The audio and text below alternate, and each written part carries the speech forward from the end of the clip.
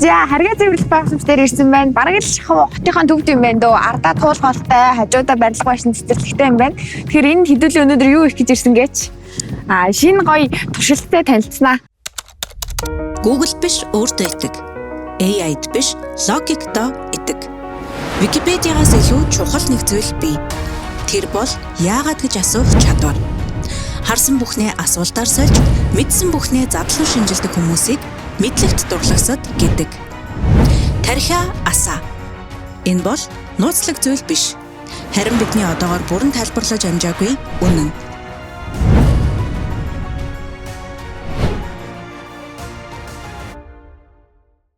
Хоёлаа энэ яг ямар туршилт хийсэн бэлээ?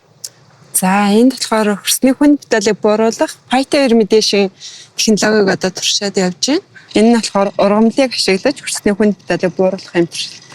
Бууруулах юм уу? Манай хөрснийхөө хүн бүтэлийн нийт агуулмжийг тодорхойлоод гүнлүүгээ хэр нэвчсэн байна гэж тодорхойлоод хөрсний хүн бүтээл нь ямар хэлбэрт орж байгаасаа хамаарат одоо ямар технологи тохирох вэ гэдгийг одоо судалдаг байгаа. Тийм болохоор одоо Python Remediation технологи нь илүү тохиромжтой юм аа гэдэг туршилтынхаа ажлыг одоо хийгээд явж байгаа. Python Remediation технологиг бол дэлхийн одоо маш олон оронд бол туршиж судалж байгаа. Хөрсний бохирдлыг тодорхой одоо ургамлууд бол өөртөө шингээж, хөрснөөс өөртөө шингээх нь бол хөрсний бохирдлыг одоо хялбар одоо саарамжуулах нэг одоо арга байдаг. За энд болохоор арширны үйлдвэрүүд нэлээд олноороо төвлөрсөн байдаг. Тэрний одоо усыг цэвэрлэдэг байгууллагын цэвэрлэх байгууламж байгаа. Энд болохоор хоромын бохирдол одоо хөрсний одоо хамгийн их бохирдуулсан гэж одоо үздэг байгаа. Хоромын бохирдол бол өнгөн хэсэгтээ бол одоо 3000-аас 4000 мг/кг одоо хэмжээтэй бохирдсон. Манай улсын стандарт бол 150 мг/кг гэж явдаг байгаа. Хоромын одоо хэмжээ нь бол тэгэхээр гүнлүүгөө болохоор 50 см хүртэл одоо хоромын бохирдол нэвчсэн байгаа. Энэ ургамлууд нь болохоор за бараг давхарцсан таагаар олон улсад болохоор одоо 400 одоо ширхэг ургамлууд одоо хөрсний хүн бүтээлийг бууруулдаг буюу hyper-accumulator ургамлаа гэж судлагдсан байдаг. За бид нэр болохоор за манай улсын нэгт бол цагуурт одоо тохиромжтой ургамал байна уугүй юу? Манай улсын хувьд одоо ургадаг манай нутгийн ургамлууд байна уугүй юу гэсэн шалгуур үзүүлэлтүүдийг тавьсан байгаа. За тэр шалгуур үзүүлэлтүүдийг тавьж байгаа эдгээр ургамлуудыг одоо сонгож авч одоо энд одоо туршилтаа явуулж байгаа. Python Remediation-ы одоо гол тавигдах шаардлага бол маш хурдан хугацаанд ургадаг, биомасса маш ихээр өгдөг, одоо арчилгааг маш бага шаарддаг гэх зэрэг ийм шаардлагуудыг тавьдаг ба. Тэгээ бид нэрээ одоо энэ сонгогдсон байгаа ургамлууд нь бол ерөнхийдөө тэр шаардлагуудыг одоо хангасан ийм ургамлууд. Улаанбаатар хотод бол хоёр одоо төрлийн гол одоо бохирдлын одоо асуудал байна. Нэг нь бол хөрсний хүн металлын бохирдол. Нөгөөх нь бол хөрсний нянгийн бохирдлын асуудал. Гэр хорооллоо чиглэх юм бол хөрсний хүн металл бол харьцангуй бага. Одоо нянгийн бохирдол илүү их байдаг байгаа. Энэ одоо бидний хийж байгаа туршилт болохоор хөрсний хүн металлыг бууруулах одоо ийм туршилт. Улаанбаатар хотын хэмжээнд бол нийтдээ 144,599 одоо мянган нөхөн жорлон байна. Эдгээр нөхөн жорлонгоос үүдэлтэй одоо нянгийн бохирдлын асуудал сүүлийн одоо энэ Улаанбаатар хот байгуулагдсан цагаас хойш хугацаанд бол бохирдлын томоохон их өсөв болсон. Бидний хийсэн 330 одоо цэгийн судалгаагаар бол ойролцоогоор 71 орчим хувь нь одоо хувьд нь одоо нянгийн бохирдол илэрсэн. Энэ нь бол өмнөх оны одоо 2015-2010 оны дүнтэй харьцуулахад бол ойролцоогоор 15-аас 18% одоо буурсан тийм дүр зураг ажиглаж байгаа маа. Манай улсын хувьд бол хөрсний хүн бүтээлийн нийт агуулмжийг аягүй их үздэг байгаа.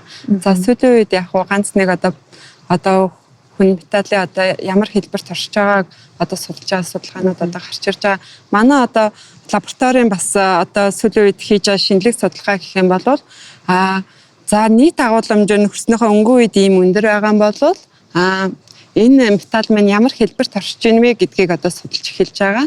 Энэ нь болохоор за хөрсний хүн металл бол оршиж байгаа хэлбэрээс хамаарат хүн бодлоо амьд организмыг хордуулах одоо бүрэн боломжтой байдаг.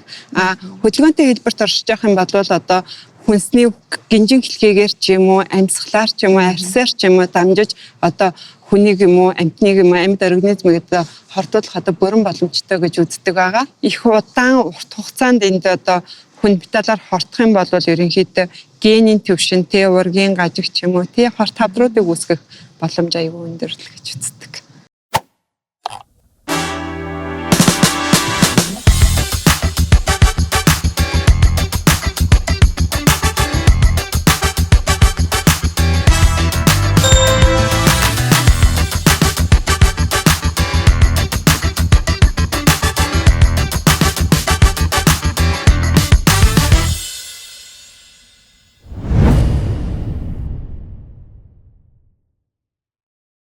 За бид сая судлаачаасаа зөндөө олон зүйл олж мэдээд тэгээд туулгаал ойрхон байсан учраас хүрээд ирлээ.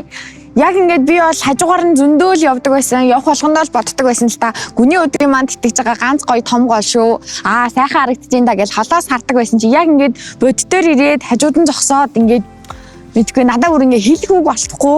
Ус чи уулын цэнхэр өнгөтэй байстэй гэсэн чи энд ингээд ногоон болцсон. Сааралч юм шиг ямар өнгөтэй гэдгийг бүр хэлж болохооргүй. Нэг бол эсвэл бороо ороод үерсэн болоо гэж бодоход борооны усны үерийн ус чинь ийм бордуу тийм шаргалдуу өнгөтэй байдаг бол энэ бол бүр ногоон. Айгуу сонин. Тэгээ хажууд нь зогсоход хүртэл амар духгүй үнэртэй. Энэ бохирдол, хөрсний бохирдол гүний ус руу нэвчснээс болоогүй хаа.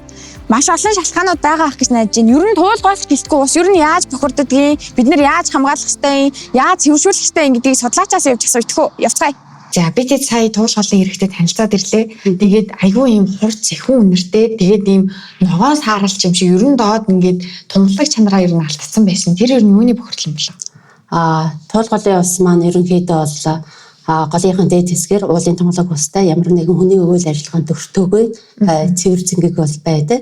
Харин одоо Улаанбаатар хот дондор урсаж өнгөрөх явцдаа хэд хэдэн зүйлээс одоо бохирдож бол чанараа алдаж бохирддог бол байгаа.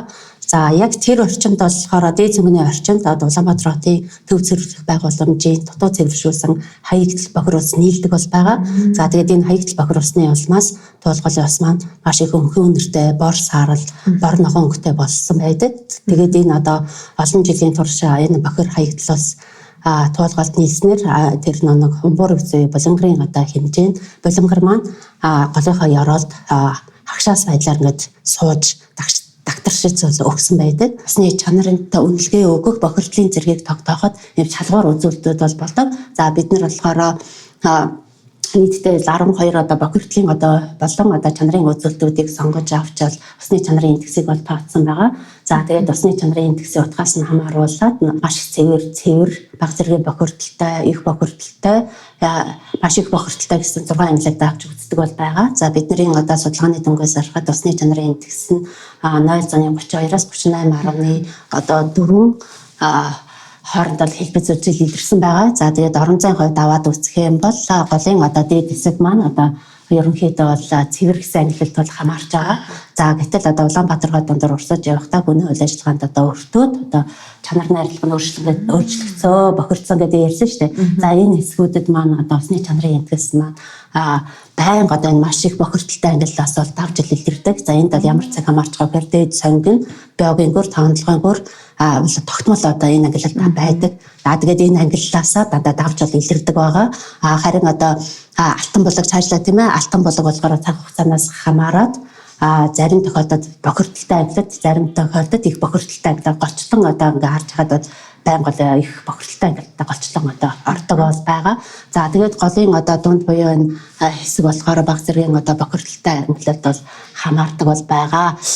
Тэгээд голын одоо атаг хэсэг бол бага зэргийн бохирдолтой ангиллалд тусаас ингэж хамаарч байгаа. Хуурай мөчлөг гэдэг маань ерөнхийдөө хур борооны ухсалны хэмжээ жилд ордог хэмжээнээс арай бага хэмжээтэй орно гэсэн. За ингэж бага хэмжээтэй орсноор бол голын ус багасна.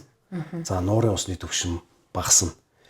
Иймэрхүү шинж тэмдэг одоо үр дагавар гарч ирдэг те хуурай мөчлөгүүдэд тодорхой нэг 7-8 жилийн хугацаатаагаар ажиглагддаг. За 1945 оноос хойш туулгал дээр тасралтгүй хэмжилт хийж байгаа.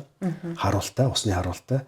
За эндээс харахад бол хэд 3 удаа услаг мөчлөгд 2-3 удаа хуурай мөчлөгүүд ажиглагдсан байна. За хуурай мөчлөгийн хувьд бол хамгийн хүчтэй ажиглагдсан хуурай мөчлөг 1996 оноос эхэлсэн байна. Үргэлжилсэн нэг 17-8 жил ингээ хуурай мөчлөг үрсэн. 97 оноос хойш Монгол орны гол мөрнүүд болон нуурын усны түвшин эрс багассан тийм мэдээлэл байдаг. Туул гол нь ингээд зарим нэг хэсэгтээ ингээд дан ингээ хайрах чулуу болцсон, зарим нэг хэсэгтээ ингээд ус нь урсж идэг ч юм уу. Тиймэрхүү байгаад байдаг. Тэр ер нь хуурай мөчлөг явагдаж байна л гэж ойлгох уу?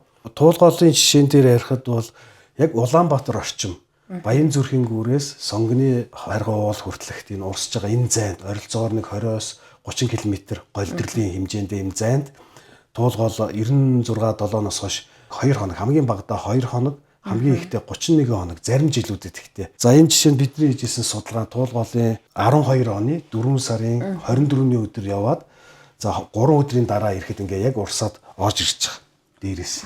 За энэ нэг шалтгаан бол нөгөө саяны ярьсан хуурай мөчлөг. Одоо энэ бол ерөөсөө ингээд экологийн хувьд бол тодорхой хэмжээний дороотолд оруулж байгаа. Энэ дээрээс нь за зарим жилүүд бол мөстэй мөсөн доогуура хуурай газрын дор усны төвшин буугаад ирэхээр туулгуурлын усны төвшин буугаад ингээд зарим жил бол ингээд та сонин мэдээнээс харсан бол яг хайрган дээрээ загсан өгцөн байж идэг. Тэр яг нэг яг мөсөн дор байсан усан доошоо шингээд орж байгаа ийм үзэгдэл байгаа. За арга хэмжээний хувьд бол экологийн хязгаарыг ил давуулахгүй байх хэрэгтэй энэ газрын дор усны төвшинг.